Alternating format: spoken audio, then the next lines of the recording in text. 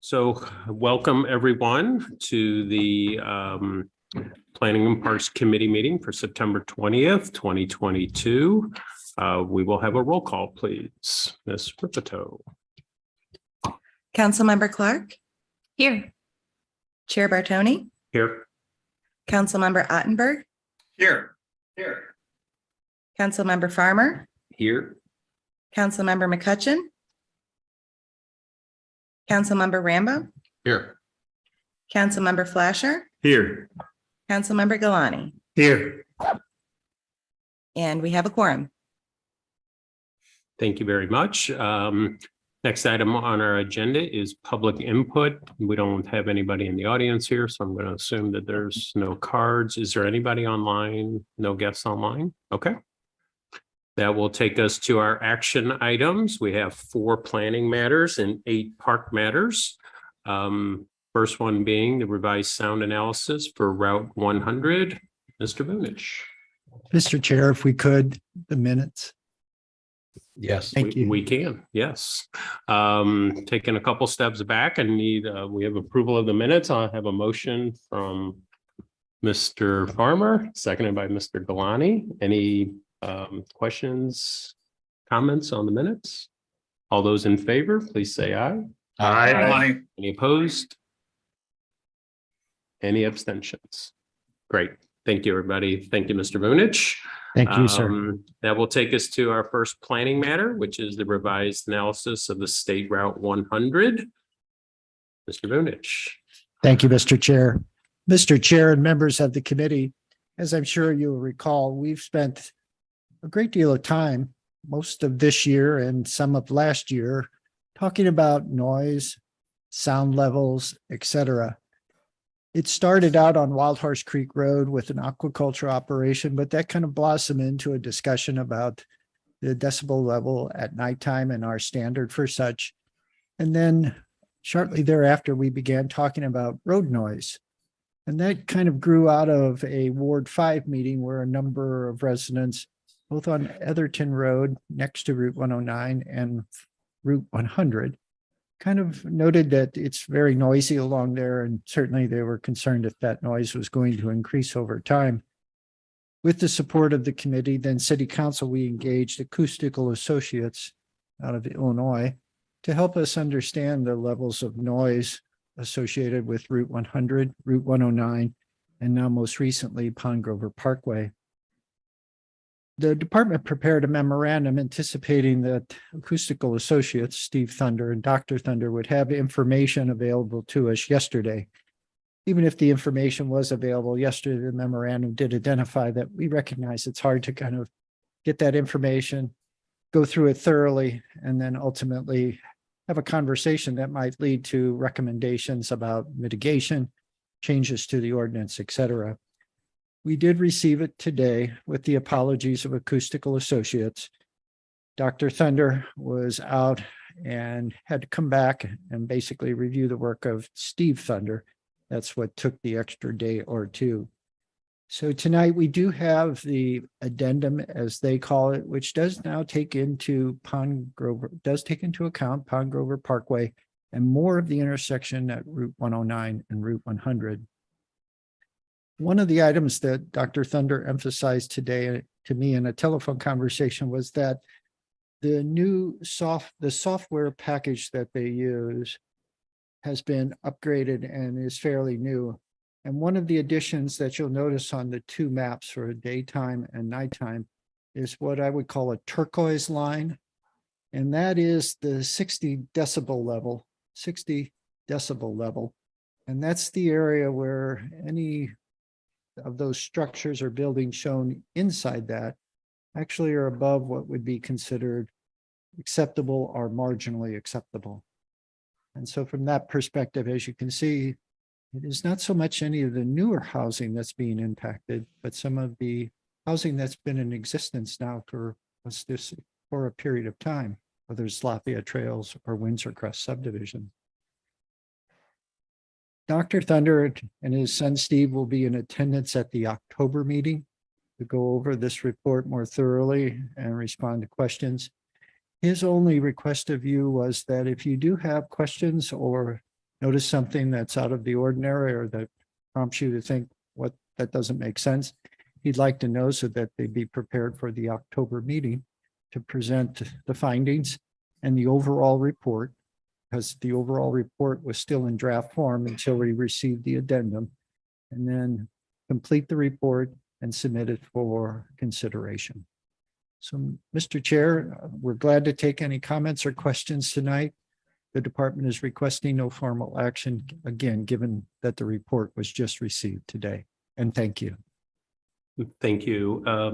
So we'll see this again in a month with a little bit more time to look at it and with our expert to answer any questions. In the meantime, does anybody have any questions for the department? Teresa, go ahead. Yeah, my question is just about the questions. Should we, if we have questions, should we submit them to you, Mr. Vinich, or should we send them to Dr. Thunder, or just keep them for the next meeting? I would appreciate it if you copied them to me, sent them to me. I will then forward them to both Steve Thunder, Dr. Thunder. I will copy all the other members as well, and then our city administrator. So we'll keep everybody in the loop. And then if they see a question that's already been asked that they had, then they'll know it's going to get answered. Anything? Oh, go ahead, Joe. I was just gonna ask, I'm assuming, Joe, when they come back next month that we had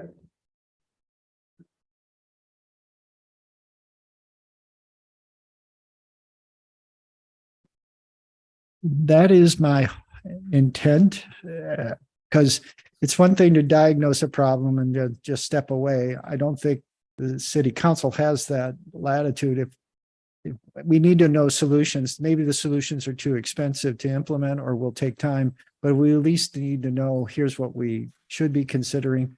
And then that can become part of the existing 5-year strategic plan or a future strategic plan.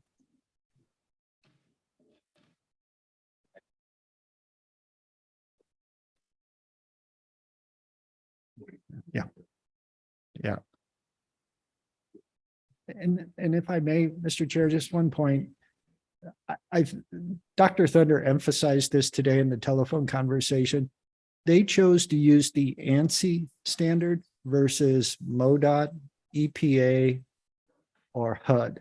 And according to Dr. Thunder, he thought that was the standard that was based most on science. And so from that perspective, he thought it was something that would be more appropriate for our purposes than the other three. And if I remember right, the ANSI standards is what we've used from him in the past, so it's more consistent with our history with us. Yes, we've kind of been in lockstep. I think the MoDOT standard, as we found, is probably the least applicable because I think it takes into account more cost and impact. And so I think the ANSI standard, at least from my perspective, is something that we've been comfortable with as the department. Thank you. Rob, go ahead. Got you next one. Yes, so this is, a couple of these may not be fair questions of you, Joe, but I'm trying to kind of clear the decks for the discussion that we have next month. The marginally acceptable 60 dBA standard, is there, do you know what the term is for the next step up, like in terms of intrusiveness? Because marginally acceptable sounds still okay to me if you bought next to a highway. And I did look through this report, and so I saw maybe a half dozen up along Clayton Road, and a half dozen or more right along the entrance ramp to westbound 100, and then onesie twosie. So there aren't that many homes that are materially affected, and cars are getting quieter. There's legislation afoot now to make a certain minimum noise standard so people can hear them coming, which is pretty ridiculous. And so, maybe this is a problem that doesn't require any sort of solution. So I'm trying to get to the history of sound complaints and whether there have been complaints in those specific areas in the past, because I don't know that traffic has increased measurably along those corridors. So can you speak to that for just a second, so I have a way to think about this between now and next month? In terms of what's the next step from marginally acceptable, I don't know, but Okay. that's certainly something we'll inquire of fine. Acoustical Associates. And your point's well taken. This may be a problem that, given time, will decrease instead of increase, which is unusual. But maybe the solution then is not something that's a hard fix, but something more of a soft fix, like landscaping or a berm in landscaping. So aesthetically, we like it immediately, and eventually it assists. So your point's well taken, and I'll bring that up to the Acoustical Associates. In terms of sound complaints, we can give you some more information on that. Yeah, so it just seems as though those homes in that the northwest quadrant, I forget the name of that subdivision, if they've been complaining for 20 years, they have a legitimate and continuing complaint. But if they've gotten used to it, in the last 20 years, then maybe we don't have to do much over there. And my heart doesn't bleed for people that bought a home 3 years ago who were complaining about highway noise, to be honest with you. But I do think we owe the folks something if they've been there for 20 years. And so I'm just trying to, figure out what's really required here. Well, if you did not know, we now have a whiz bang GIS person. No, I didn't know that. I think she's here. Yep. And so maybe we can tie the complaints onto a map so you can kind of see which ones coincide to what we've now have in terms of that 60 dB line. I think that's useful to have. So thank you. Thanks. Mike, go ahead. Yeah, I kind of reiterate what Rob just said. That was the points that I was looking at too. These are folks that bought homes that back up directly to a major thoroughfare with the expectation of growth. Obviously, I mean, they had to know when they bought the house that it wasn't going to have less traffic over the years. It was only going to have more. And then furthermore, I'm looking at this map here where it shows, I mean, worst case scenario, there's homes that are in the 63 to 66 range. I don't see anything that falls in a higher range than that. And that's right in that marginal layer to start with, which once again, backed up to a highway, I don't see where the big problem is. But regardless, I guess the next question would be along those lines. you know, when you said the strategic plan or whatnot, when Dr. Thunder comes in and we can look at it, but I'm just trying to figure out, obviously 100, 109, even Clayton Road, like all of these areas, like those are MoDOT roadways. What particular liability or responsibility would or should the city maintain to reduce noise coming from those roads? Is the question I would have, going along back to the lines of the fact that you bought your house backing up to a major road and you don't like the noise. I guess one way to approach that would be to go to MoDOT and see if, because I'm assuming that the sound barriers along Highway 40 and other areas like in Frontenac certainly weren't paid for by the city. No. And I can assure you that when Route 109 was improved, particularly north of Route 100, as part of that process, the MoDOT did do a sound analysis, and under their criteria, it didn't justify any mitigation. And so certainly the department isn't advocating that, like we do in a lot of cases, spending more and more of our taxpayer monies on state roads. But maybe there are some approaches that aren't as expensive that benefit everybody just from an aesthetic standpoint or something like that. It's a very good question. And so I'll pass that on to Acoustical And Associates. I was going to say too, is have the HOAs for those affected neighborhoods been contacted, or have they looked into potentially an assessment that would allow them to put maybe a tree line along those backyards that face those roads? Or something to that effect that would then have the folks that are most affected by the issue participate in the remedy. Well, the department hasn't contacted any of the HOAs. Certainly, maybe what I would suggest is after Dr. Thunder visits via Zoom at the next meeting, maybe that's something if he gives us a good solution or solutions, maybe that's the next step then. To kind of have council provide direction, and if that direction includes contacting the HOAs and talking with them to see if what they're hearing, and no pun intended, but then we can go from there. Great. All right, is that everything? All right, look forward to the information that you bring back at the next meeting. That takes us to our next planning matter, which is the building and trade code review. And before I get to you, Joe, Scott, obviously just use the raise hand feature. I do have an eye on your screen here. So, Mr. Vunich, go ahead. Again, thank you, Mr. Chair. Mr. Chair and members of the committee, as you may recall, there was a discussion held at a city council meeting many months ago regarding the issue of construction codes, building codes, their applications and interpretations. Ultimately, this committee was charged to kind of do an investigation and see if there was something that the city should be doing that it's not, or if everything is okay and we are in a better situation than maybe we thought at that time. To accomplish this over the course of the last few months, the department has been keeping the committee abreast with updates about its discussions, both with St. Louis County Department of Public Works, which administers almost all of the trade codes as well as the building code, and then the fire districts, all three.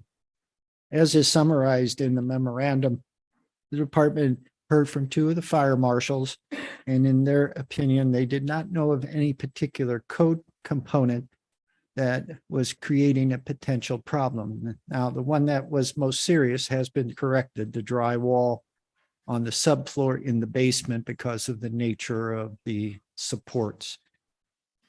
The department also had a lengthy conversation with the acting manager of code compliance at St. Louis County, and that's summarized on page 2 of the memorandum. Tonight, though, the department is recommending consideration. And when I say consideration, the department is seeking more authorization to do greater investigation into these. And these would be the items that potentially the city could implement and have St. Louis County address as part of the building plan review. And as you know, if you've been in any suburban home, oftentimes the habitable area of the home that shares common walls with a garage are drywalled and insulated, but the outside walls are not, which creates just a pocket of cold air for the most part. And so the thought is to require the entirety of the garage to be insulated and drywalled. In talking with St. Louis County, that insulation does have a vapor barrier, and that vapor barrier does cause moisture to collect. And the interaction of that moisture with the insulation does cause an issue. And so from their perspective, they prefer to see no insulation or insulation with drywall. So I think there is a safety consideration as well as a health consideration here. In terms of the drywall on the subfloor, the department believes that although code is code, that maybe in this particular instance, given safety concerns, both accessing out of the house and for fire and EMS personnel in entering the house, maybe a drywall at a higher fire rated code may be more appropriate. Also, just some aesthetic things that we do in town center that I think work very well. That would be the placement of siding or the painting of the foundation walls below from basically the finished floor elevation to grade. As you know, many of our concrete foundations carry the scars of the clay from the grade around it, and those never go away. They stain the concrete. So this is an opportunity to improve it.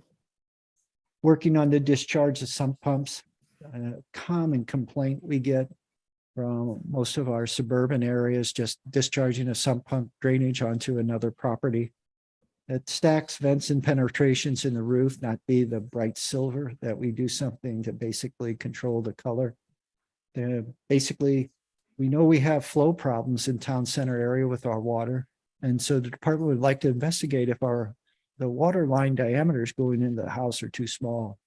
I've heard that in some instances in other communities.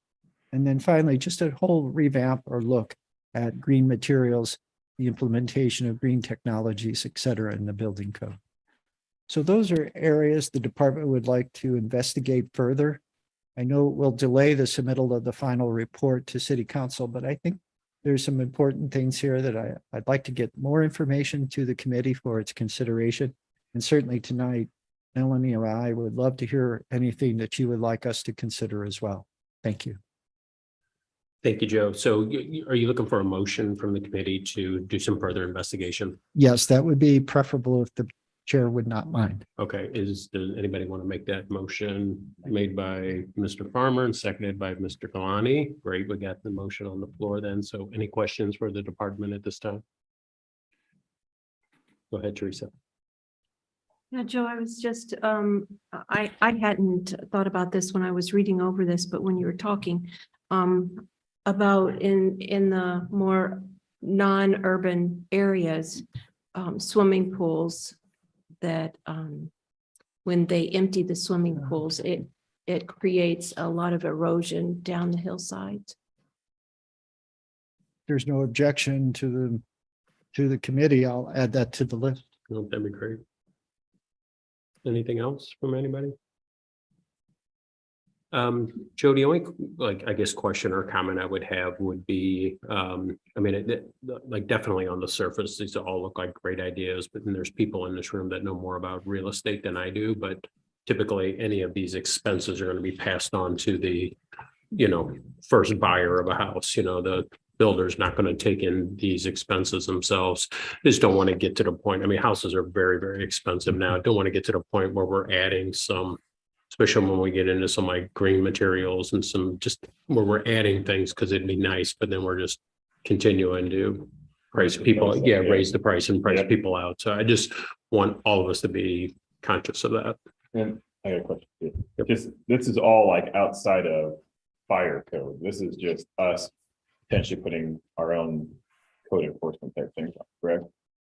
That's correct. And as I say in the memorandum, there is a standalone fire code that all three districts implement, but there is a deference, so to speak, to St. Louis County. Years ago, the state legislature kind of took the fire districts out of review and plan approval of single-family detached dwellings. It was advocated by the Home Builders Association. And so all the responsibility fell on to St. Louis County or the municipal review authority. So I guess what in response to this, I'm not looking at changing anything relative to the fire code. I don't Yeah. think there's anything here or there other than that fire rated drywall. I'd like to know more about that because when I talked to Rod Cook, the fire marshal at Metro West Fire Protection District, he could hardly get the words out fast enough that it's prior to the change in code and the implementation of the drywall requirement. It was extremely dangerous. Okay. And so I'm trying to maybe put suspenders with a belt or a Yeah. belt with suspenders, just to make sure that everybody clears the house and those that are in the house fighting the fire get out. Great. And I think that's the goal of the city. Absolutely. Yeah, great. Okay. Oh, I'm sorry. Rob, go ahead.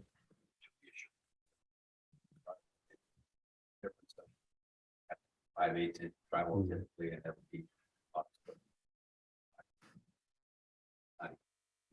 Yeah. Concerning oneself about green technologies. For the most part, I think government has a responsibility to make it easy. Like, right. People, home buyers prefer an extra chandelier or a marquee deck or something like that. Over something. So Mhm. they get a little bit harder to make those kind of decisions. So I really endorse the idea of looking at green technology. A lot of them are technology and whether we get it in the code that county uses. It's the question for me, but I think really excited to see you take it. Okay, thank you, everyone. And We'll Mr. look- Chair, just to close the loop, Sure. maybe what I'll do. Oh, we need a vote also on the Well, yeah, motion. and what I'd like to do, if there's no objection, maybe is we'll put the code component that we've identified, these 7 plus an 8. And then anything else that may come up as you think through this. And then we'll talk about some of the pluses and minuses, but I'll do my best to find cost component. Okay, yeah, I mean, it just, if it's costing the builder $1,000, it's costing the buyer 3,000. Yeah. So, yeah, and we don't want to get to where it's 10,000 and then 30,000 Yeah. either. So, okay, so we have a motion on the floor for the department to do additional research on these 7 items. We've added another item Teresa brought up. So all those in favor of the motion, please say aye. Aye. Any opposed? Any abstentions? Great, thank you, everybody. Thank you, Mr. Bunich. That takes us to the next item under planning matters, which is the Birch Forest Drive turnaround gate. Mr. Bunich, go ahead, please. I promise Ms. Ripito will start here shortly after this, so you I know. don't have to listen to me all night. She sent me the cheat sheet, so I did, yeah. Thank you again, Mr. Chair. Mr. Chair and members of the committee, as you know, we've been in the process of completing a turnaround, a permanent turnaround at the end of Birch Forest Drive or Brightleaf Court. The city council endorsed the project and ultimately a contract was awarded, and that contract was started by the selected contractor. Ultimately, it had to be delayed to accommodate some permitting oversights. On the part of St. Louis County with the retaining wall, and then the stormwater management component with the Metropolitan St. Louis Sewer District. As we were going through that, the fire district was looped in just to ensure that they knew what was going on with the other 2 review authorities. And they had some concerns about just some dimensions on the T turnaround itself, as well as access. Obviously, from the fire district's perspective, an unobstructed access is the best access. And that's how originally the emergency access was designed. We used paver blocks that were intended to grow grass and then put landscaping in close proximity. So for the casual observer, they would think it's not a through opportunity or through street. What we found through talking with the neighbors on both sides of the turnaround, that's not the case. And ultimately, the fire district agreed that they would accommodate a gate at that location if the city was inclined to install. And so for the most part, the department has been working with the fire district and Chesterfield Fence and Deck to get an idea of what that gate may entail, as well as the potential cost. And so tonight, the department's provided you information indicating that to provide the width of the gate and a gate that's appealing to the eye from the perspective of the department, and to meet the requirements of the knock, key, and siren activated opening, the cost would be approximately $23,000. That would be in addition to the bidded price of $80,000. The budget is $100,000, but the budget also included the landscaping component, and that is out at bid right now with different landscapers and nurseries. From the department's perspective, the cost is probably going to exceed the current budget. And so the department certainly wanted to identify this situation to the committee and get any feedback relative to the committee's consideration of the additional cost. The department believes that there is funding available in the capital improvements program for 2022. Again, not so much because we've not been able to accomplish things, but it's just been a busy year, and there are a number of projects that we thought we have underway that are not underway right now and probably will not be by the end of 2022. So tonight we're presenting you the information on the gate and the additional cost associated with it. Thank you. Thank you, Mr. Bunich. So are you looking for anything from the committee? Do you need a motion, or is this just like an FYI at this point? If the committee endorses such, I would appreciate a motion. That way we can finalize everything. Because what we're hoping to do, and this was an idea that came from Public Works here at the city, is that the contractor probably can bid the gate much less expensively than we would. And so we would do a change order in their contract, let them bid it out and handle the installation if they can, or oversee the installation by an independent contractor. So we think we can cut the cost by doing it that way. Okay. And I can appreciate other projects not getting completed, but at the end of the day, this project seems to be going over budget quite a bit. Because I don't think the landscape was $20,000, I want to say, or something like that. And now another 20. So, for a project that was kind of like not, I guess, loved by everybody, continues to get more and more expensive. Right. But that being said, Barbara's looking for a motion to move forward with the gate. Do we have anybody wants to make? Question. Absolutely. Yeah. It's not clear.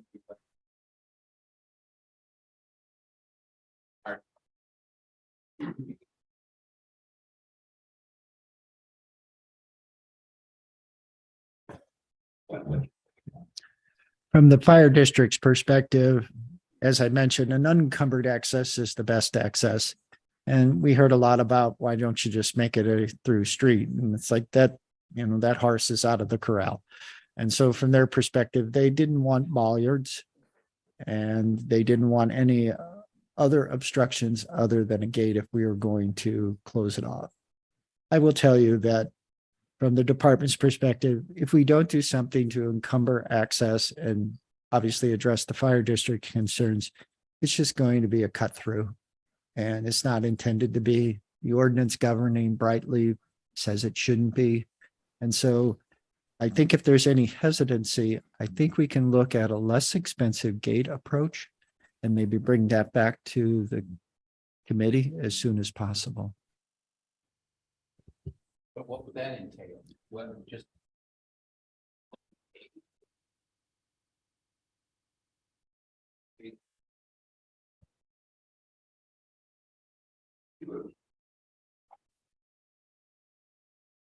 Well, from the perspective of the fire district, our engineer and the department, I think this is properly done. The fire district has signed off on the design. The department thinks the gate is aesthetically pleasing. Because again, I think of the property owners on either side. Obviously, Evergreen subdivision has been there for years, but many of the residents in Brightly have paid $700,000-800,000. I don't think they deserve to have something of a lesser standard than what they've invested in the community.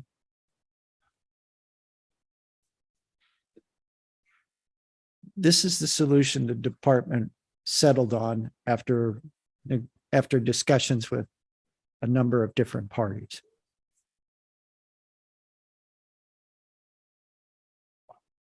Go ahead, Teresa. Thank you. I'm sure that the fire department has thought about this, but something that crossed my mind is this is a gate that opens per the siren. And but it's electronic gate. So we have a lot of times when we're in storm situations and all where our electricity is out in areas, and that sounds like that could just be a big problem. It's an excellent observation and question, because when I met with the representative from Chesterfield Fence and Deck, he spent the first couple of minutes walking around looking for the electrical. And he goes, it must be buried. And you mean you're going to have to run It's like, I hadn't even thought of that. That's going to be an expensive proposition. And he said, I got it. We got solar gates. And so that's part of the cost that's before you tonight. And the fire district understood it would be solar powered, and they were fine with that. Are you done, Teresa? Okay, yeah, Rob, go ahead. Does it need?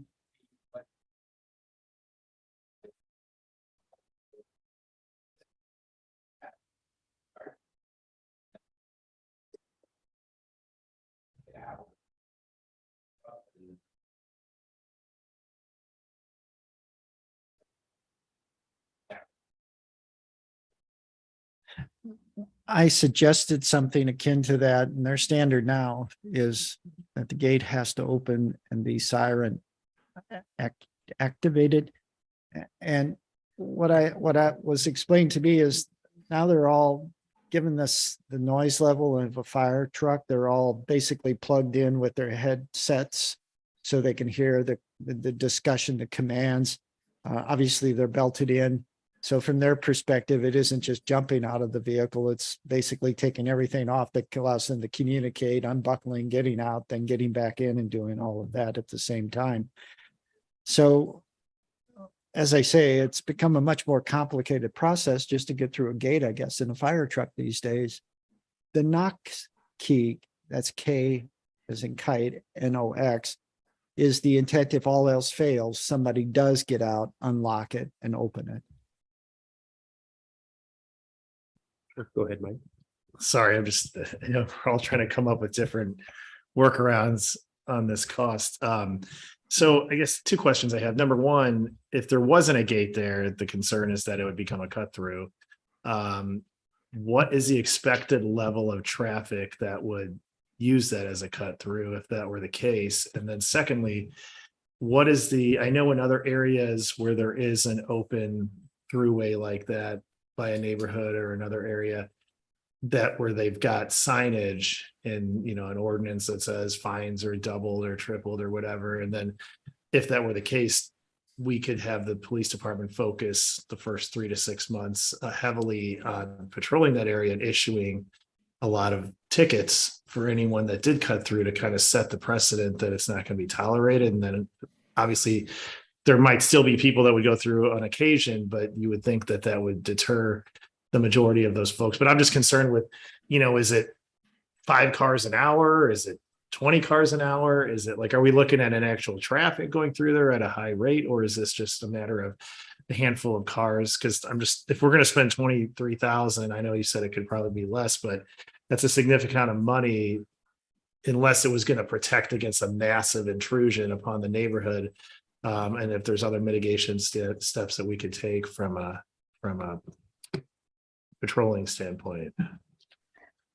My impression from the comments the departments received is that it's not an extensive amount of traffic that goes through there on any given day.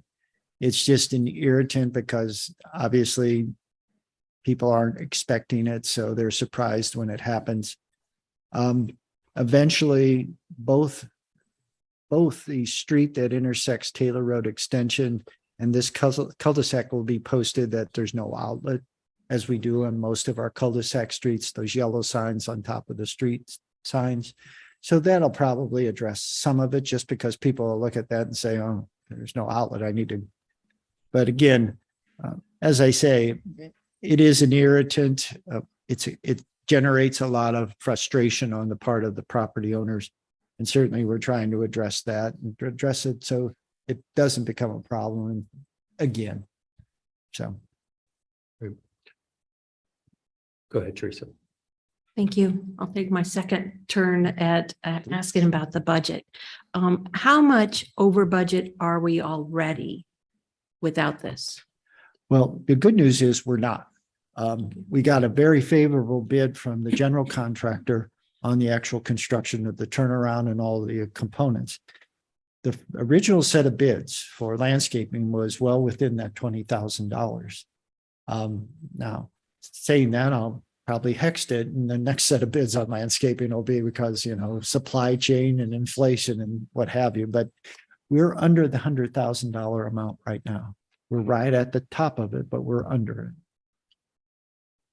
So if we did not do landscaping, we possibly could do the gate instead and just use that money and still be in budget.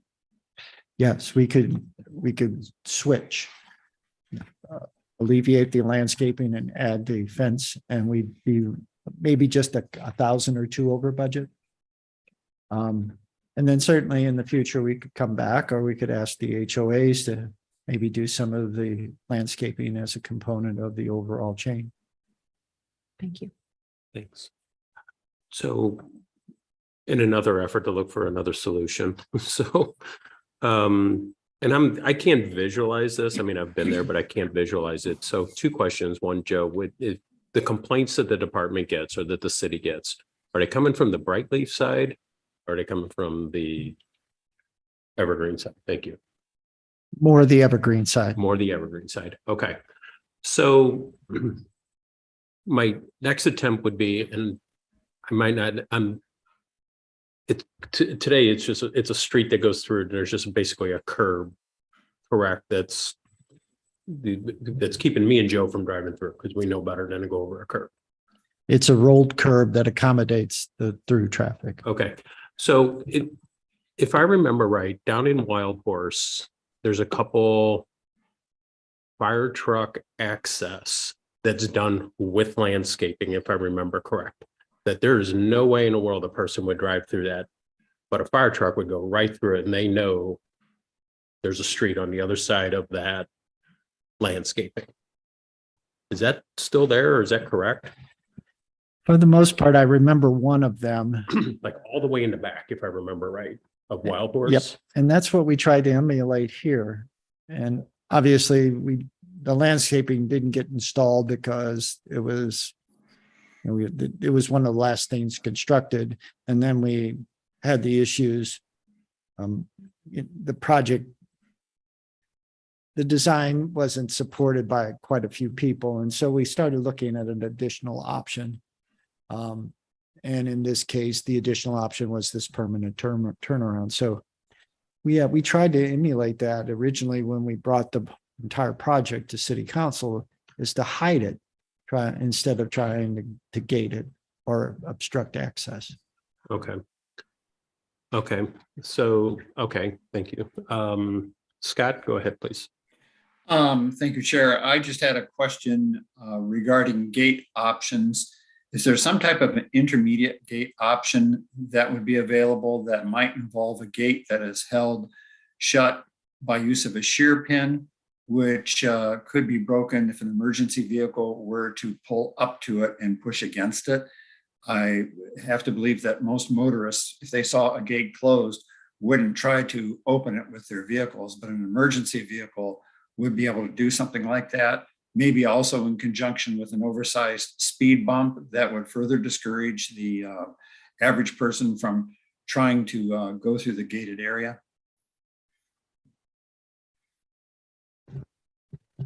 As with the other suggestions, I think they're all options that can be considered. And I guess what I would anticipate now, with the chair's permission, is just maybe writing those options down and having a conversation with the fire marshal and see if they understand, and I hope they would, that the cost is not excessive, but more than what we anticipated. And is there something lesser out there they would accept and feel comfortable with?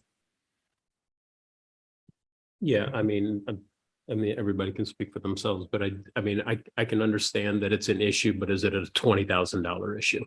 You know, and I think if it was $2,000, we would be on to the next item on the agenda, but it's just $20,000 is just a lot of money and, you know, there's, you know, like Mike said, like, is this one a day, one a month, you know, type of thing. So do you need a motion to do additional research with the other options or what are you looking for? Or I don't believe I need a motion. I'll just Okay. take the conversation as further direction is needed from the department for the committee's consideration. that'd be great. Does anybody have anything else to add? Go ahead, Joe.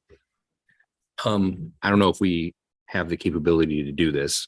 I actually happen to spend more time over at that little section of the world than I would maybe choose because my daughter's one of her best friend lives 2 houses away from there. So maybe we can, if it's possible, put a camera up for a couple weeks and just track what it is. Because I've asked multiple times, like, you guys see our cars blowing through here all the time, and they're like, I've never seen one do it.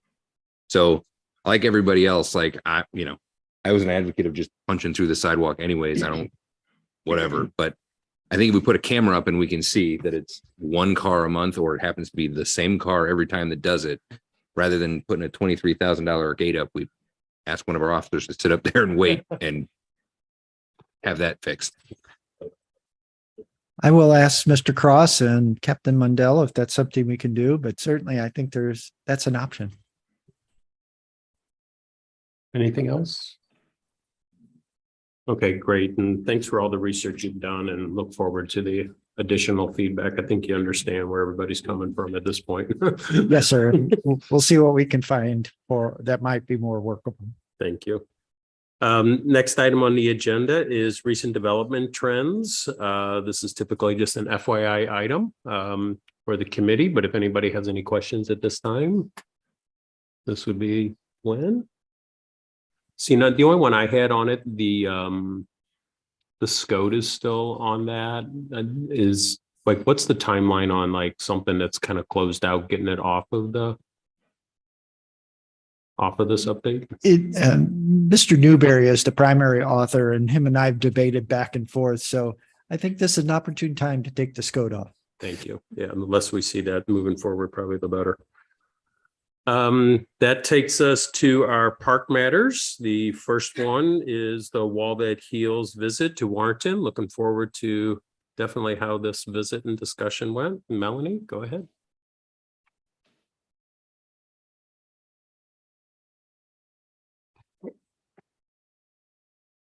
Okay, thank you, Mr. Chair and members of the committee.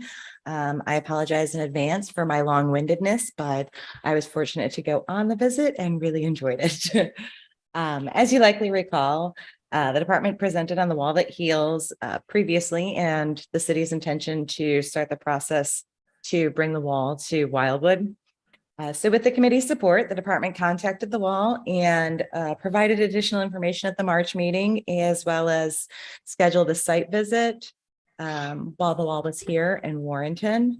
And those of us that got to go on the tour, got to tour the trailer, like inside the trailer, saw behind the wall to see how it was set up, and got to discuss the pros and cons of the setup in Warrenton and what to do and what not to do. Mr. Vic Muschler was the site manager there and an excellent tour guide. He provided a lot of information as far as the location and said that both the wall and the trailer that accompanies it should be on a grass surface, just for the posts and stakes and everything that require installing it. It will need to be approximately the size of a football field, preferably a quiet, or a location, because this is a memorial and people are going to see their loved ones. An electrical source, but that's easy to provide. And ample parking is important, or the willingness to provide temporary parking, like some sort of rocked surface or allowing people to park on the grass. He also emphasized the importance of volunteers. This is supposed to be a community event. This is supposed to bring the community together. And so he suggested having a committee, preferably of more than one, which apparently has happened, to organize, to seek out other volunteers to promote the event and to collect sponsorship. And for the setup alone of the wall, he recommends 30 to 50 volunteers to set it up. He said it can be done, by afternoon and, have lunch. But if you have 50 people setting it up, each one of the panels gets carried out face up. It's kind of ceremonial out to its location. And some of them are really heavy. So choose volunteers accordingly that will be able to help with actually carrying this, because you have to carry it for a little while. Then once the event is up, you'll need more volunteers to work the event. It is open 24 hours a day. So that's also important when choosing the location. He recommended 4 to 6 volunteers during day shifts to help people find their loved ones' names on the wall. Because if you didn't know, they're not in alphabetical order, so it can be challenging to find them. They're actually in the order of when they were killed in war. And so there is a way of finding them, just sometimes challenging, but also to provide general information. Overnights, you'll need about 2 volunteers on the overnight shift. Police presence wasn't required, but recommended. He also emphasized a bunch of other things that you should take into consideration that aren't necessarily mandatory, like signage.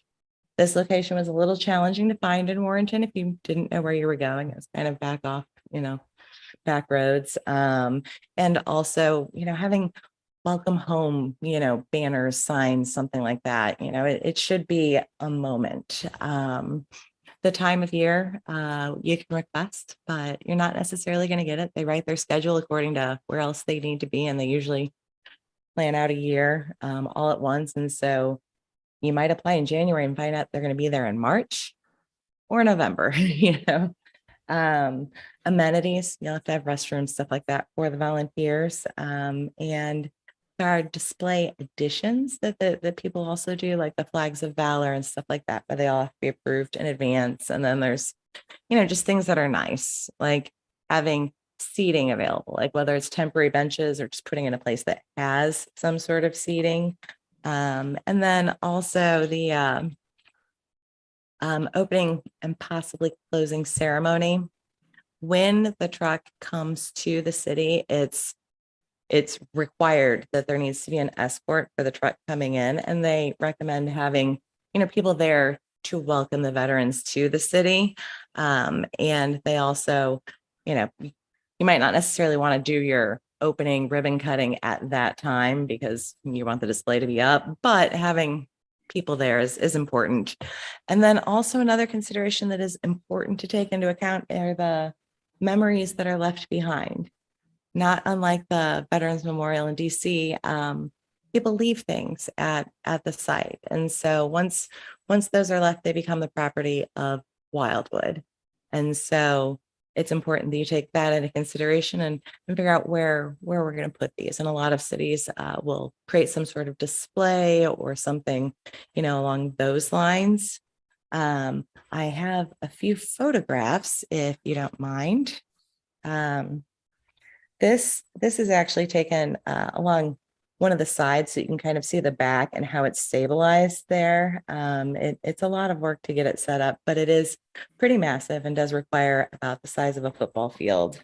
I think the panels go up to be about 10 feet tall or so. When you get to the highest point, it's 3/4 of the size of the actual memorial. This is a close-up of one of the panels. Unlike the one in DC, these are over, like the light is over the panels rather than under it, which we were told it looks much better this way anyway. This is the informational trailer that comes with it. This is also, interestingly enough, where all of those panels fit. The whole thing fits in the one trailer. It's pretty amazing. But inside that trailer, there's a bunch of informational, there are videos running and things left behind at the wall in DC, and the wall of faces where they put faces to the names, which in one of the videos you can localize. So it's people in Wildwood or the Wildwood area, which could be challenging because Wildwood wasn't around at the time, but we'll figure something out. And Then they also have like a little informational booth that they'll need, and that's where you'll also need a volunteer to assist people. And then there are things that some cities put up, such as, the Never Forgotten, the POW table. This is actually a Flags of Valor tribute that they did. That's a flag for every Missourian lost in Vietnam. They said that this might be approved in some cities, it might not be approved in some cities. And so any kind of addition, you would have to run by them and get their approval for it. They also had a banner up thanking people for their donors. It's important for the recognition, but you also don't want to be tacky about it because it is a memorial. And with that, that concludes my video presentation. Given the amount of preparation and as recommended by the organization, the department hasn't pursued the application process for 2023, but plans to focus on 2024, or if preferred by the committee, 2025. And with that, that concludes the department's presentation. And I hope this has provided better information, clarification. However, myself or Mr. Vunich are here for any questions you might have. Thank you very much. Go ahead, Dan. Maybe it was in the memorandum or something. I don't know. I didn't look over it very closely, but how many people did they estimate came to view this? Did they? Honestly, I'm not sure. I was dealing with the wall, but Mr. Vic, as he preferred to be called, he said that people drive from all over the place to come see it. And that's part of the reason that ample parking is important. When we were there, the parking lot wasn't even that crowded, but it just depends. There's also school. Yeah, I was looking at the events. pictures. There's not like a massive people there. So I just No. wondered what kind of. We timed it Potentially, accordingly. okay. We went in the afternoon when they knew they wouldn't be busy, and there also weren't any school tours or anything going on. And so that was why he had the time to go through it so thoroughly with us. I can look into it and find out and Yeah, I'm just estimate it. curious. Yeah, I think it Yeah, probably yeah. varies quite a bit Yeah. by city. I think that we could have a huge turnout just because we're closer to like St. Louis, like Mhm. city, Yeah. and also Illinois than Warrenton is. Anybody got anything else? Go ahead, Joe. I was just gonna suggest, if we're gonna do this, maybe 2025 is more appropriate because we'll have a bunch of, I assume, other celebratory events or whatever. So that might be a nice little time. Well, Real quickly, actually, we could probably take some of the memorials left behind and put them in our own. We're contemplating a memorial, a war memorial of our own. There's probably a place for a display or something like that. But I just want to say that I don't know if anybody else has been to one of these. I've been to the one in DC. I was blubbering like a baby. After I saw it, it's very evocative, and I wasn't expecting that at all. But the wall that I went to was in Creek Court Park, in just flat land. We have flat land here in town center, so probably we've got a good place to put it. But this wall here looks much, I don't want to say classier, but it's much higher quality than the one that I saw, which was the half-size version, because it was square panels that kind of ratcheted up in a stair step fashion. And this one is smooth like the original, and it just looks very nice. So I'm happy that this is the one we're going with, and I think people will really come, flock to see it, as you said, because I was there at like 10 o'clock at night at Creek Court Lake, and it was wall to wall people. So, so anyway, that's it. Thanks for doing this, by the way. anything else? So it looked like they did this at a school. It was the athletic athletic facility. Yes. It wasn't at a school, but it was their athletic facility. Well, because I'm kind of thinking like the size of a football field. I mean, there's not a whole lot of empty football fields laying around, so I don't know if, this area where we do our events is big enough. If it's not, then we definitely, do we have to reach out to Lafayette? Which we would have more parking than we would ever need. There's restroom facilities. Do we go to Babbler? Elementary? I mean, and we obviously have time. I agree. I think 2025. This is a big onion. It's just like every time we have a meeting, we have like, oh my gosh, we gotta do all this other stuff now also, and a lot more research, but yeah, kind of, but when the thing that would be a challenge would be not knowing when you're gonna get it, because we could have Pond Athletics say, Maybe yeah, baseball no season, problem, and yeah. they'll say, we're gonna be there the week of July 1st. Yeah, You're like, yeah. well, that doesn't work. So, I mean, I think there's just like, where Lafayette would say, oh, yeah, you can use it and can't use it in September, October, November, and they'd be like, well, that's when we're gonna be there. So I think we just kind of got to figure out that part of it. I think that we ought to continue to do the research myself. I think this is a great thing. Knowing a head count would probably be nice, and but I think I hope we continue to move forward with this. Go ahead, Mike. Yeah, going along those lines you're just talking about, Melanie, when you did it, when you went to see it, do you think that this area over here that we use for events would suffice from a size standpoint, or would it not? Bigger than a football field. From guesstimating, yeah, I believe that the area that we use for Celebrate Wildwood would definitely fit the wall. However, I don't know about development in 2025, so I don't know if it's going to be optional at that point in time. But I think that would be kind of cool too, to just bring people to town center and just kind of showcasing Wildwood while also having the memorial. We also have ample parking in town center. So As opposed to taking people to some obscure corner of the city or some rural area or something like that. It just kind of brings them into the heart of the city and creates. sure. I don't know the size of the Village Green area, but I think that would be worth looking into, because that would hopefully be constructed by then and could be a great way to showcase both. I think it's a great idea though, regardless. Yeah, I think when we originally talked about this, the Village Green area was like the first area that came up, and definitely looks like it would be ready by that point. So what are you looking for from the committee today? We are not looking for any action this evening. Just wanted to provide you with an update and share my enthusiasm. Okay, thank you. Oh, sorry, Teresa, go ahead. Thanks. Just with suggestions going on about the whole plan. With volunteers, if you have 30 to 40, that's not a whole lot of volunteers, but it's enough that they would need they would need to know their roles and their job responsibilities. So having that written out ahead of time is very helpful with volunteers, and getting donors to have them go through some kind of a training before they do it. If I may, Mr. Chair. So training is required for all volunteers. And Vic was very, very clear to when it came to choose your volunteers wisely. Former teachers, great for tour guides, especially if they have, an interest in this particular history.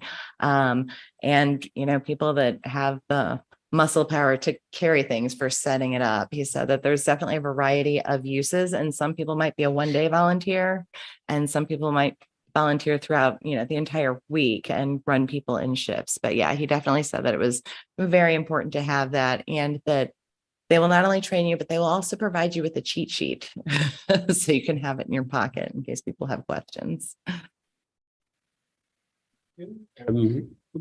Did Mr. Vic, as he likes to be referred to, did he give you any idea of like their timeline? Like, when did they find out about this? When did they apply? And if it came, I mean, we know the end date, but do we know when they started this? I mean, was it take them a year, 2 years, 5? Do we know? I honestly don't know as far as the process. I know that you can apply for it 1 year and get approved for it the next year. It is definitely getting selected for it. They take all of these things into consideration as far as the community, as far as the committee, community involvement commitment, as long as we're going to provide set amenities for these volunteers and such. They take all of that in account to select us. So that being said, you could be selected the following year. Like you could find out in January that you've been selected for the following year, but they announce all of them at the same time. And so again, I feel like they got lucky having it later in the year and having the time to actually plan for it. But he said that you could find out in January that you're selected for March and it's go time. Great. So yeah, it's important to have a lot of these pieces in place before the year that you actually want to apply. Mr. Cross, go ahead. Thank you, Mr. Chair. Sorry about the echo. We don't hear the echo. Oh, I guess I do. Sorry. Anyway, I think it's worth Mr. Vunich, because he and I are the conversations about the total cost for this project. I think it would be enlightening for the committee just to have a feel for what the all-in cost would be for this. It's a great idea, and I'm not suggesting that we don't go forward, but I think it's imperative that there's a couple numbers here in the memorandum, but these aren't the total costs. So I would ask, with the chair's permission, if Mr. Vunich might summarize the total cost, because it's upward in the $30,000 to $40,000 range, if I recall. So I just thought that might be helpful for the committee. Thank you. Yeah, that would definitely be helpful, especially to get to that. We definitely have the budget for that. Go ahead, Joe. Mr. Chair and members of the committee, as Mr. Cross mentioned, we were somewhat surprised initially when we talked with the organization. They did not mention the $10,000 application fee. That is now $11,000. Their best estimate is that another $10,000 is minimally needed just to address all of the associated items, that being food, water, etc., electricity, restrooms, and the list goes on. Our estimate, based upon what we do just for our events, added some additional cost to that, and that's when we came. We're getting nearer that $30,000 mark versus the $21,000, and so from that perspective, it is an event that does have some cost. But I think what we've heard consistently from the organization is that you need sponsors, and you need sponsors to carry some of those costs for you. Yeah, I think so. Okay, great. Well, we'll look forward to the department's next update then. Seeing no other questions, we'll move on. Next item on our list, this is a good segue, the Veterans Memorial in Wildwood. Joe, go ahead, please. Thank you again, Mr. Chair. Mr. Chair and members of the committee, as the department was presenting the banner program to City Council at its last meeting, a discussion followed regarding potential for a Veterans Memorial in Wildwood. And so at the urging of the mayor and consensus of the City Council, that matter was forwarded to this committee for future consideration. The memorandum is just simply to identify that it is now part of the agenda of the committee, and that from that perspective, we'll be working on it on an ongoing basis. And the department, in this particular case, Melanie and I thought it'd be appropriate to just kind of give you an idea what's in the near vicinity of Wildwood. And so the department identified the War Memorial in Ellisville, Chesterfield, and Manchester. No action is required tonight. Again, it's just an opportunity to let you know that we have it on the agenda. We're doing some initial research, and we'll have more to follow in the months to come. Thank you, and thank you for getting on the agenda as quickly as you did, especially the request was just recent. Does anybody have any questions for the department at this time? Okay, great. We'll look forward to the next report that takes us to event partnership agreements. Mr. Vunich, go ahead, please. Thank you again, Mr. Chair. Mr. Chair and members of the committee, there is one event partnership agreement for consideration tonight. It is from the Terrain Trail Runners organization. This is the organization that also publishes Terrain Magazine. And I don't know if you've seen them. We have copies out in the atrium area. It's a group that, for the most part, does a whole lot of ultra races across the region and beyond. In this particular instance, the organizer has provided the Wildwood Trail Marathon for a number of years. And it returned last year despite the pandemic. And this year again, they would like to use the trail system both in the city of Wildwood and the unincorporated area. They require nothing of the city, and the department is supporting the request. It's a fun event. A lot of our residents participate. Eric Strand, who lives in the Riverbend subdivision, is a big advocate and cannot say enough good things about it. Although I can't imagine 26 miles on our trails, and some of those trails being the zombie course, is anything but hard to do. The other is an event that Lindenwood University has hosted here in the city of Wildwood, both on the Zombie and Bluff Through trails and portions of Al Foster. It is our understanding that all agreements have to go through the president's office at the university, and that has been delayed. The department is presenting it tonight. The university covers all costs. There is no cost to the city, but we do not have the event agreement in hand, but the event is scheduled for October 2nd. So tonight, the department is presenting a recommendation for the Wildwood Trail Marathon based upon the signed event partnership agreement, and is presenting to you a request from Lindenwood University to use the trail system in Wildwood under their past practices over the past 3 years. Thank you. And you're looking for approval to take this to council?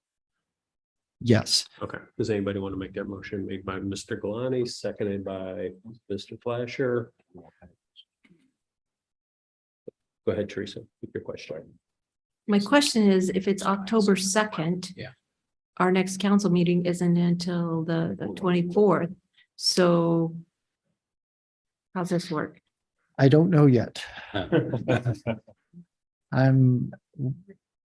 We've not had a great deal of communication of late. The organizer, basically the coach of the mountain bike team. And so I'm bringing it to you because I feel like I'm obliged to, because they've applied. There is a special events permit that's been submitted to the city.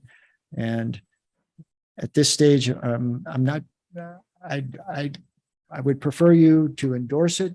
And if we get it to city council, great. If we don't, I'll follow up and let you know what happened. Okay. Any other questions at this point? Okay, so we have a motion on the floor. All those in favor of the motion, please say aye. Aye. Aye. Any opposed? Any abstentions? Great, thank you, everyone.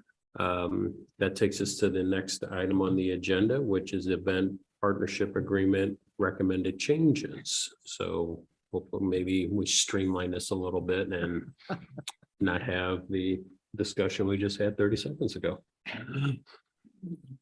So Melanie's taking this one. Go ahead. Thank you, Mr. Chair and members of the committee. This is an excellent segue into this agenda item.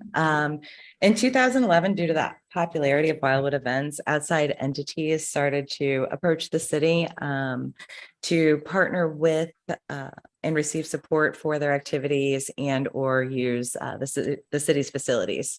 This led to the council becoming concerned that decisions relating to these partnerships needed to be made with a consistent approach, and eventually led to said event partnership agreement. The agreement includes a checklist that describes the potential roles and responsibilities of all of the parties. It memorializes these considerations, and its intent was to create structure and ensure that decisions were made fairly, consistently, and in a timely manner. So that being said, the department brings this before you tonight because it continues to receive comments and concerns from interested potential event partners regarding the lengthy approval process of the event partnership agreement. It currently requires a review by the Planning and Parks Committee, and then followed by a recommendation to City Council and approval by the City Council. If we're only having one meeting a month for both, that can be a pretty lengthy period of time, and or if one meeting gets canceled, or we don't have the room on, an agenda. It can be problematic and lead to months for approval. And even if an application is submitted months in advance, if it takes 3 months to get approved, it leaves very little time for the applicant to advertise for said event. So this situation has led to a great deal of frustration from some of our applicants and, could potentially lead to less successful events for these entities, which might reflect poorly on the city. So according to the resolution that approved the event partnership, it was to ensure all decisions about future partnerships and activities and events are accomplished fairly, consistently, and in a timely manner. So in an effort to streamline this process and make it more timely, the department suggests revising section 12 regarding the approval. As it currently reads, it says the city council approval. This agreement shall not be valid or binding on the city until after approved by city council. The department would suggest revising that section to read approval. This agreement shall not be valid or binding on the city until approved by the city council, planning and parks committee, unless further review is recommended by it, which would then be forwarded to city council for action, which kind of provides a catch-all in case it is questionable or costly or something that the committee feels that it deserves a more lengthy review. So the department believes the event partnership agreement is important and it does serve its intended purpose. However, the revision, the department feels would still meet the intent of the partnership agreement, but could shave months off of the approval process. Additionally, as a bonus, these revisions would also potentially eliminate staff time and writing of the recommendation report to council. It would also save the council the time of reviewing said agenda item. And so all in all, it could help out in several ways. So accordingly, the department's recommending the revisions to the event partnership agreement be supported by the Planning and Parks Committee and its associated recommendation be forwarded to City Council for further review and action. And with that, that concludes the department's presentation. Thank you. Does anybody want to make the motion made by Mr. Are you making the motion? Do you have a question? Okay, made by Mr. Galani, seconded by Mr. Farmer. Any questions for the department or comments? Go ahead, Rob. Yeah, just again, real quickly, I'm stealing Teresa's job and making a process comment. I think it would be more empowering for the department if you guys could somehow run those rabbits and bring a fully baked proposal to the committee so that we can just kind of thumbs up or thumbs down. And that would require more direct interaction with selected members of the committee to kind of get the questions ahead of time. So is there something that you can insert into the process that as soon as the application comes in, you send it to the members of the committee and we kind of send you our questions ahead of time so that you can straighten it all out? That would keep you from having to kick it to the next meeting. And then we're waiting for the council and we're back to the same mess. So does that make any sense to anybody but me or? So I will attempt to answer that. As far as these partnership agreements are concerned, just the limited time that I've been here, they haven't been very contentious. Like a lot of them are repeat events that happen annually and such, having the little catch-all that this can be forwarded on to city council is more for, say it was a large event or, maybe parking was an issue or something that required more of a review. As far as it's necessary. yeah, as far as that's Alright. concerned, I don't think that it'll necessarily be an issue moving forward. But I would defer to Mr. Vunich if I am not thinking of something. I believe Ms. Ripetoe's answer reflects what I believe the appropriate step for the department. Again, if they were more controversial, we certainly could do a little more pre-work before the meeting. But most of the individuals organizations that apply, we've worked with them in the past, and these are repeat events. No, it's just, well, we have reputation. You can't build a house. Can't do this, you can't do that. I hate that.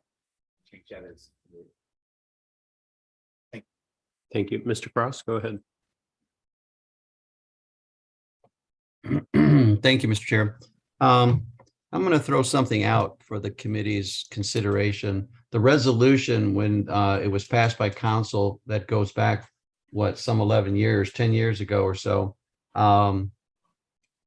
Different things were happening in the city at that time, and perhaps that resolution might have been needed at that time.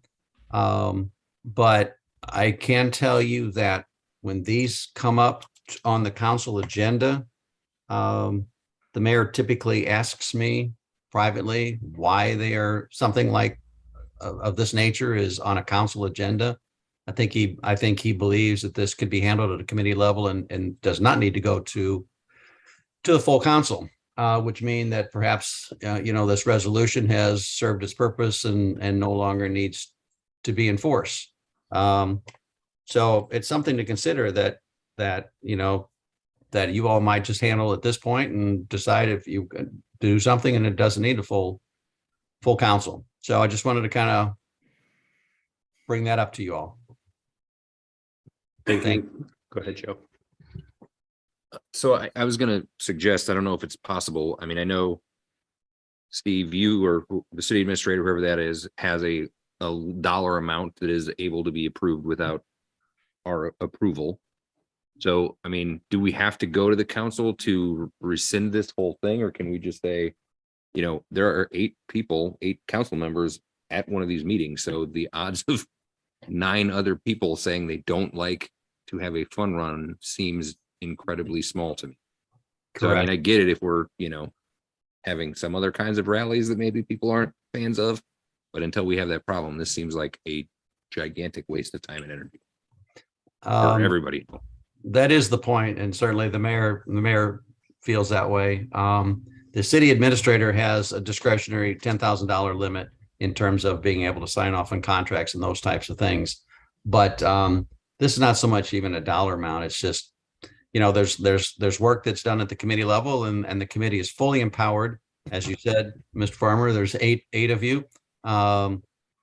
These are never contentious. There's never anything, you all, if there's an issue and you feel it needs to go to the council, but this resolution would need to be rescinded or something. Mr. Young would opine in terms of what that process would be, but it's just a thought that maybe you just handle it at your level and that's as far as it goes. Yeah, I mean, I'm even wondering if there's a lot of this that we don't even have to handle at our level. I mean, if it's not engaging significant city resources and money, I don't care if somebody wants to go run around the park and it doesn't cost us anything. So I can't imagine anybody else up here does. So, I mean, I guess I'm saying, like, if I'm trying to think of even like the Christmas event where obviously we partner with the Wildwood Business Association, and in last year's event, we had a pretty significant overage, like things like that need to have a conversation. I think you're absolutely right, Mr. Farmer, that there's a lot of stuff that could be handled, by city staff and city administrator and those of us, boots on the ground kind of deal that could take care of some of that stuff and not even bother a committee. This is just one, but there's a lot of that stuff that we're doing right now that are taken to the committee and perhaps not spending a good time, doing that sort of thing. But that's a conversation for another day. But with regards to this one, again, it might be something that certainly doesn't need to go to council, in my opinion. And as you said, maybe it doesn't even need to be handled at the committee level. But I wanted to start that conversation. Thank you. Teresa, go ahead, please.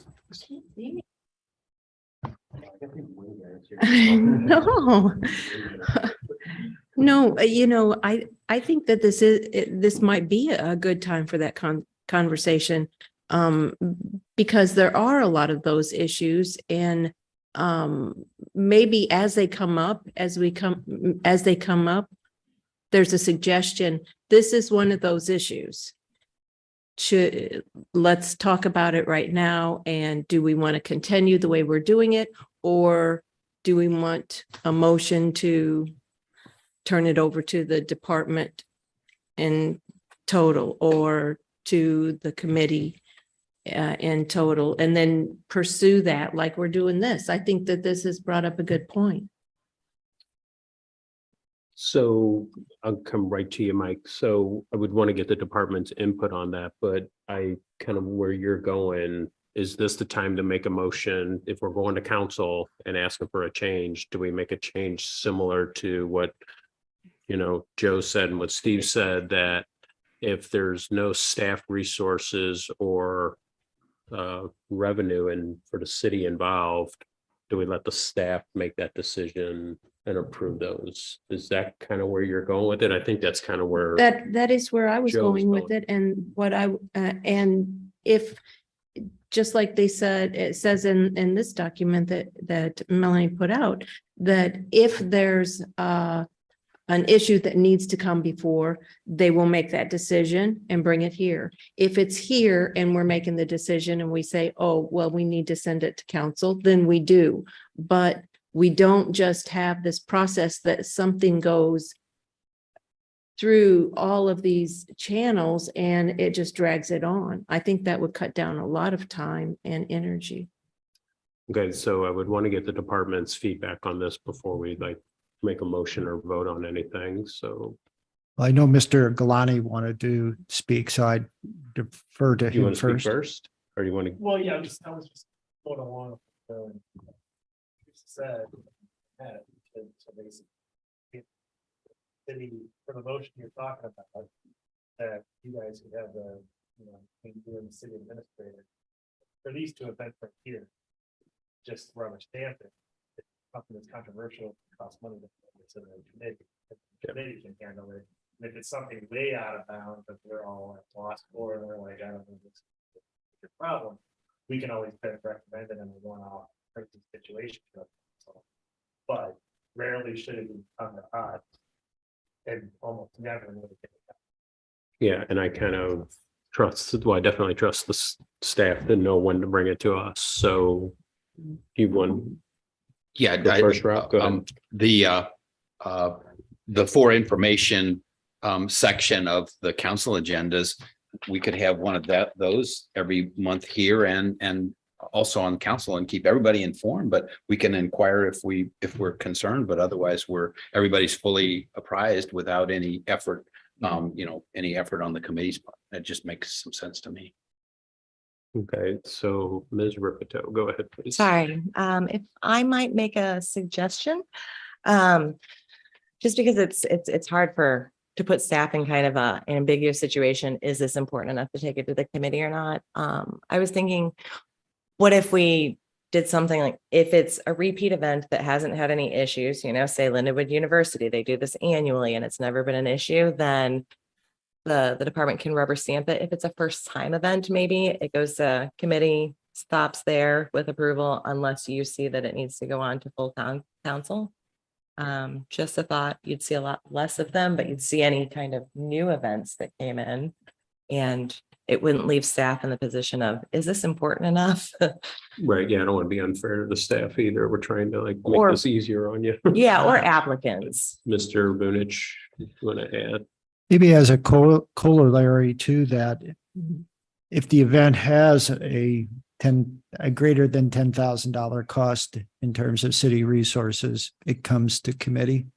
If it doesn't, it's just a for information item that requires no action. Okay, Does that then though give you guys the ability, like, not slow this process, that continue to keep slowing it down, or somebody has to wait a month to get it approved? We would act upon the request based upon the review by the city administrator and the department. And then it would just be for information item. The event could have been held already based on timing, but at least you would know what we've been processing. okay, so we probably need an amendment to the motion. I make it. Well, I think, like Teresa started it. I don't know if anybody, well, we had the original motion to move forward with the department's recommendation, taking this to council, but that was kind of like an as is.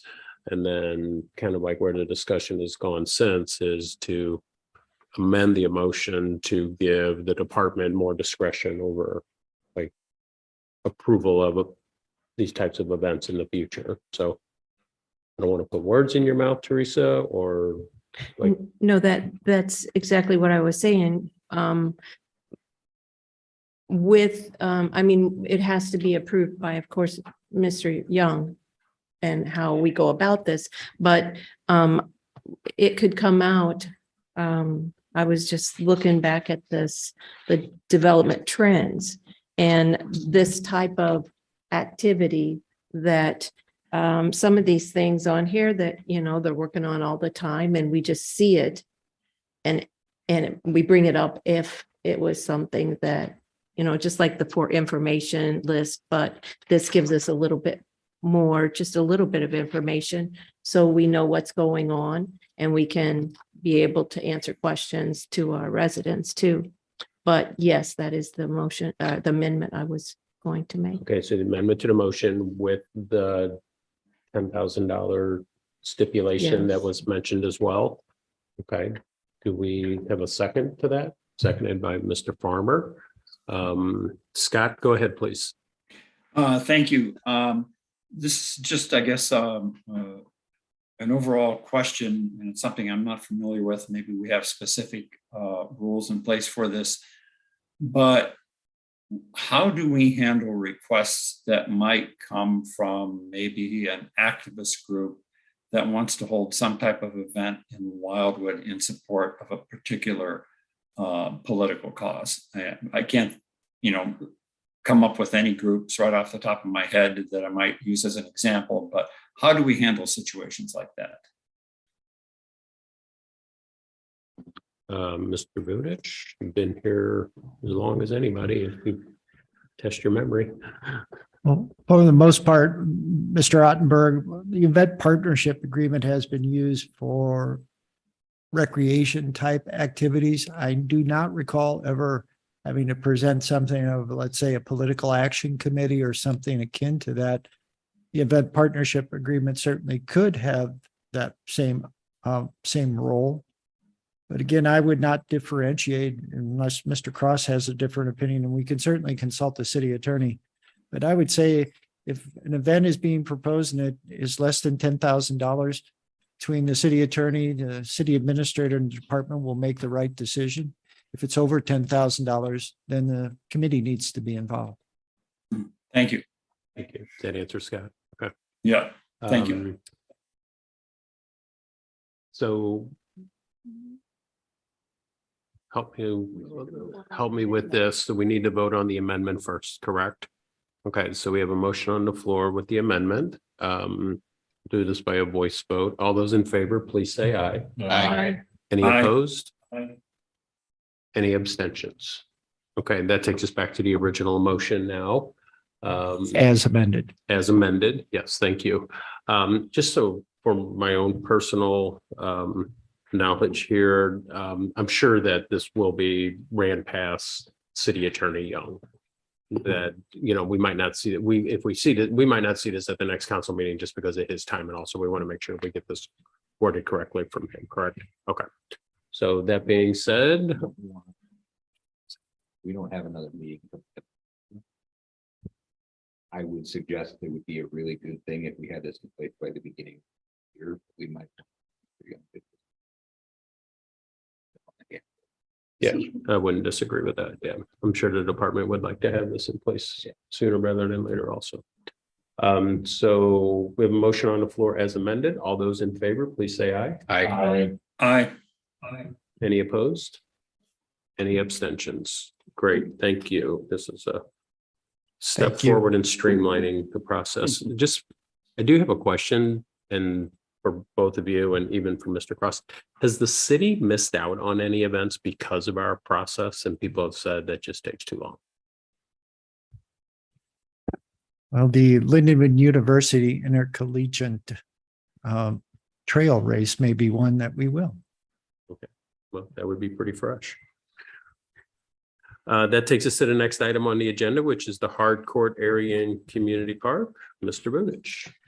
Again, thank you, Mr. Chair. Mr. Chair and members of the committee, as you'll recall, we've been discussing how to manage stormwater in Cox Creek for a long time. And obviously we have a project in the Bonham Creek watershed, and we want to make sure that we don't replicate the problems we've seen in Cox Creek. And so from that perspective, we spent a great deal of time in discussing the Hardcourt area and how best to manage stormwater. Obviously, we have three different opinions, and tonight the department is presenting its recommendation. The first opinion came from Todd Wagner, one of our consultants that's been working with the Watershed Erosion Task Force. His opinion was vegetative buffers. The department, as a courtesy, submitted the stormwater management plan to the Metropolitan St. Louis Sewer District. It had no formal opinion, but the plan reviewer did note that it seemed that the amount of amended soils in association with our Hardcourt area seemed excessive. And from their perspective, a basin might be a better option, pardon me. The other opinion is that the amended soils are a district allowed stormwater management control feature, and that our park designer has submitted two plans to the Metropolitan St. Louis Sewer District with even greater amount of amended soils, and they've been approved. Tonight, the department is presenting the differing opinions. And from its perspective, we believe still the amended soils is the best approach. Although structures cannot be placed upon them, they are green areas and will complement, in the department's opinion, Great Meadow. It will keep it a meadow. And from the perspective of vegetative buffers, I note in the memorandum, we already have that. As part of the Pond Rover Parkway extension into the park, the Corps of Engineers required us to designate the tree line on the east side of Bonham Creek as a vegetative buffer, so it exists already. So from that perspective, we don't believe a basin would be appropriate in the Great Meadow and would like to proceed forward with the amended soils. Tonight, the department is respectfully requesting that endorsement. If there are any questions, Melanie and I will do our best to answer them. Thank you. Thank you. Does anybody want to make the motion to move forward with the department's recommendation made by Mr. Flasher? Do we have a second? Seconded by Mr. Galani. Any questions or comments for the department? Rob? Yeah, we Go ahead. kind of jump ahead here a little bit. We asked you, I asked you and maybe some other folks to ask the department to look at amended soils because I didn't feel that they would do the job. So you did that.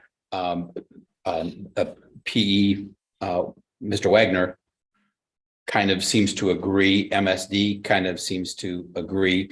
And you're recommending your original soils solution, but I support it because what we're really proposing is let the Great Meadow do the job it's done for 1,000 years and, soak up some of that rainfall. I do not believe in amended soils. The proposal, the two plans that you attached were mixing in some mulch. And there's all kinds of ways to amend soils that are better or worse. Mulch is among the worst because it has the least longevity. And 10 years down the road, you no longer have the sponge that you're trying to create, and you have more runoff. And so my rationale initially was it's not going to manage stormwater, but I've come to believe after looking at what you've presented that we're not going to be able to manage a major storm by building a silly little basin to catch a few hundred square feet of runoff from the hard surface. And so what this is really about is managing runoff of moderate rainfall and so forth and cleaning the water before it goes into the watershed. And I think this plan that you propose will do as good a job as anything I've seen. But I'm still concerned about stormwater. So I'm wondering if this may get us way off base, but I'm wondering if we can look at some sort of restriction of the outflow to the north, like a berm, earth berm or something like that, to kind of make the entire Great Meadow a catchment basin. And the reason that seems sensible to me is because we're not talking about any potential effluent getting into the water. We're talking about maybe a few picnic tables floating away if we have a 6-inch in 2 hour kind of rainfall. But I think it's sensible to think about the future, and we have a retention basin there in the park, might as well leverage it. And so is that something that you can explore? I know that's beyond the scope of this particular question, but it seems to make a lot of sense to me. In response to the question, certainly I'll talk with our park designer and the accompanying engineer, and then also talk with Dan Ron and Rick Brown, our own in-house engineers. So we'll look into that as far as using the Great Meadow to a greater extent to manage stormwater in a more natural way. At least that's how I interpret it. Now, I will guarantee you, it will not be, our amended soils will not contain mulch. I think that's the inexpensive way Yeah, that was the plans. that to you said that comply you with the attached. code in terms of, I think, spirit, but not intent. Okay, fair enough. Yeah, so the vegetative buffer, we could do a whole lot to improve the existing vegetative buffer that would really help us out. And so I'd like to ask you, while you're talking to folks, clearing out the honeysuckle and planting some better plants as we're gonna have to do more into the future. I think that makes a lot of sense too. So if you could look into that as well, that'd be great. And with the chair's permission, it's an interesting observation because oftentimes, Councilmember Rambo, what I hear is, I want to remove the honeysuckle, but that seems to be the only thing holding the bank in place. And it's like, you're right. It's like if you remove that and we don't get some substitute that's more appropriate and native, then we've got maybe added to the problem. So it's a good point. So I have walked through that. I'll shut up, but I have walked that entire area extensively, just looking at those kinds of things. And there's a honeysuckle monoculture more to the south, near the dog park and so forth, but it's probably 2 or 3 acres. And there is naked soil, like bare soil underneath it for 3 acres. And you have to kind of hack your way through it. But that's not doing anything to, it's keeping some of the impact down, but it's not doing anything to retain soil. And you're right, we have to plant something, but even grass, it beats the heck out of the honeysuckle that's there today. So that's all I'm suggesting. Anyway, thanks. Thank Sorry. you. Any other questions or comments? Seeing none, we have a motion on the floor to move forward with the department's recommendation. All those in favor, please say aye. Aye. Any opposed? Any abstentions? Great. Thank you very much. Thank you, Mr. Vunich. That takes us to the next item on our agenda, the Bluffview Park construction update. Ms. Ripito, go ahead, please.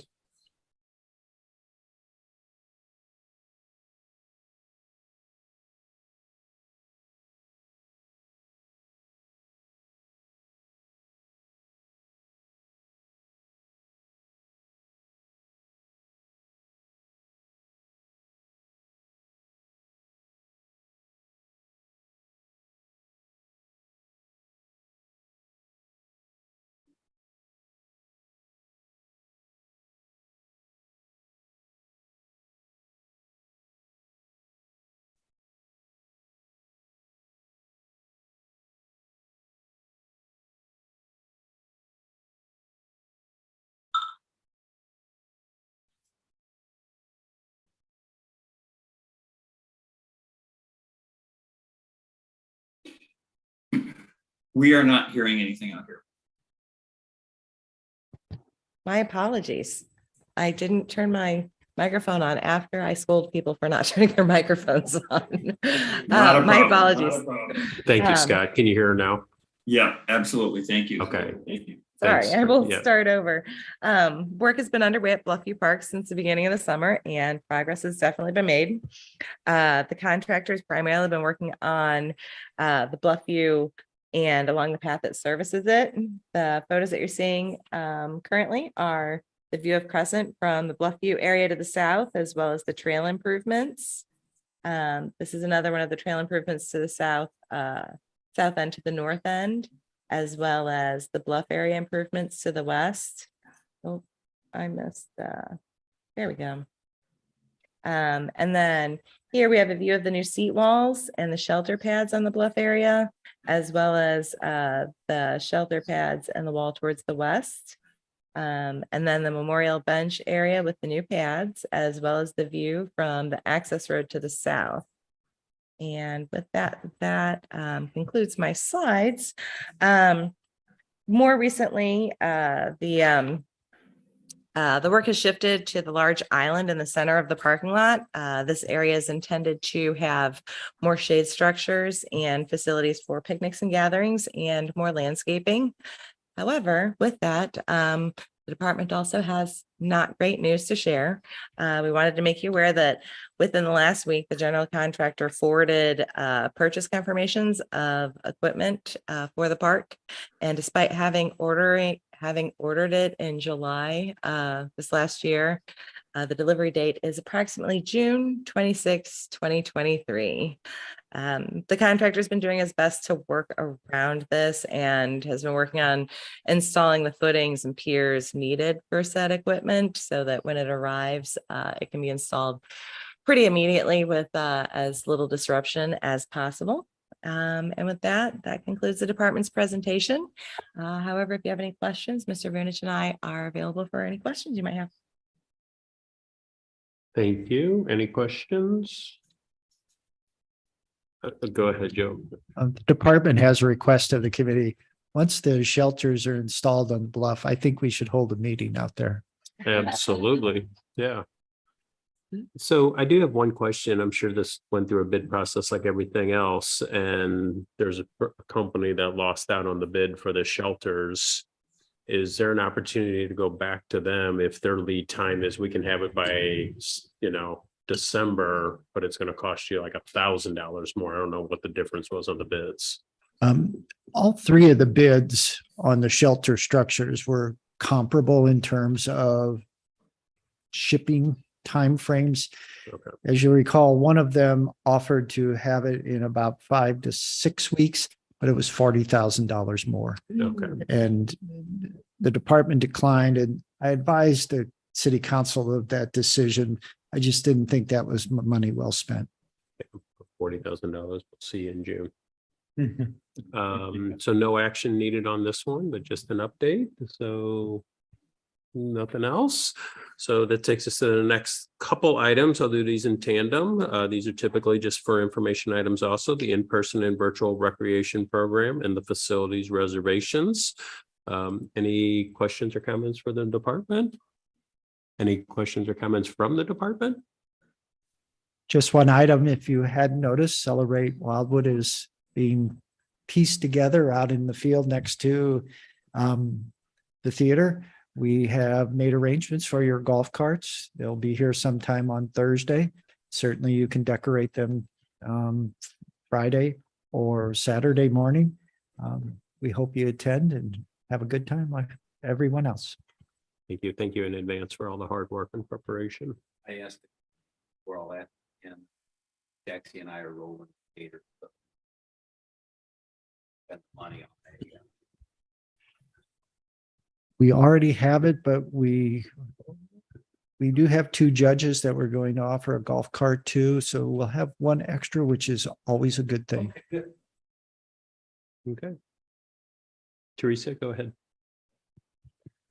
I cannot remember which, where I read it, but something about volunteers helping with children. Do our volunteers that help with children, or even if they're staff members or council members, do we have to have a background check first?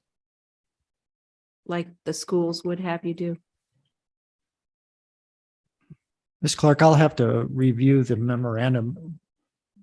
Like in our early childhood recreation program, the only people that are involved with the children besides the caregivers or parents are city staff. And so we're very cautious with that, obviously, for a whole litany of reasons.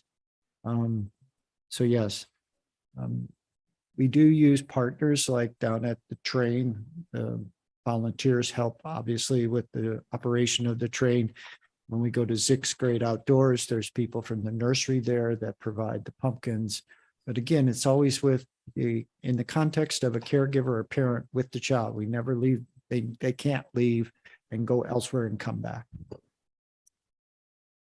I suppose that, I've been at other events within, not in government type situation, but in even in companies, that if there were going to be children there that we were interacting with, we had to have a background check first. That's what I'm asking.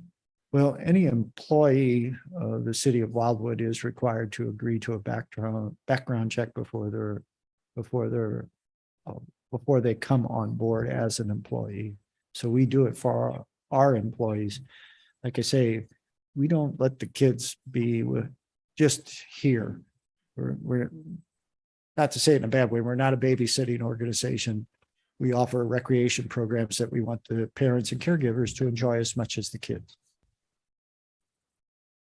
Anything else, Teresa? No. Okay, anything from anybody else? All right. we One don't have- last thing. Oh, I'm sorry. I'm sure if Mr. Cross wants to chime in, but the most exciting Planning and Parks Committee is next month, the budget. And so we'll talk a lot about that. Thank We you. will be prepared. Everybody be prepared for that. Anything to add to that, Mr. Cross? You just disappeared real quick on that one. Yeah, No, my fingers were going crazy there. No, Mr. Voonish is absolutely right that, as you all know, the next council meeting is on the 24th of October, and most of October will be used to discuss the budget at each of the committee meetings. I am going through the budget now, and we'll be meeting with the various department heads the rest of this week, and then Dawn and I will be finishing it up and putting the finishing touches on the budget the next couple of weeks for presentation to the council. So yep, we will be going through that pretty diligently at the next committee meeting. So okay. thank you. Thank you. And I'll work with the department to make sure our agenda has plenty of time to work with that, and we won't skip any timely business, but anything that could be put off the following month, we'll do so. Thank you. Go ahead, Rob. Very quick question. This is just my ignorance, but do we have any sort of formal process for submitting budgetary items, whether it's be admin and public works or planning and parks? Because I have a couple of things that I think worth a discussion, but I don't know if I should do that by sending them to the department heads or to Mr. Cross, or just hold them for the next meeting. Mr. Rambo, I would suggest that if you have some suggestions, we'd like to see them sooner rather than later. So if it affects the Planning and Parks Department or whatever, send it to the department head and copy me on that. And we will make sure it's part of the discussion. But I'd like to see those things sooner rather than later. Okay, yeah, I'd rather get shot down ahead of time than tie up a lot of time during the budget discussion. So thank you. Thank you. Anything else? Okay, we do not have an executive session, so that takes us to the adjournment. Into a motion made by Mr. Farmer, seconded by Mr. Fleischer, non-debatable. All in favor, please say aye. Aye. Right. Any opposed? Any abstentions? Thank you, everybody. We got a lot done today. Great meeting. Thank you, staff. Thank you. Very much for all your work.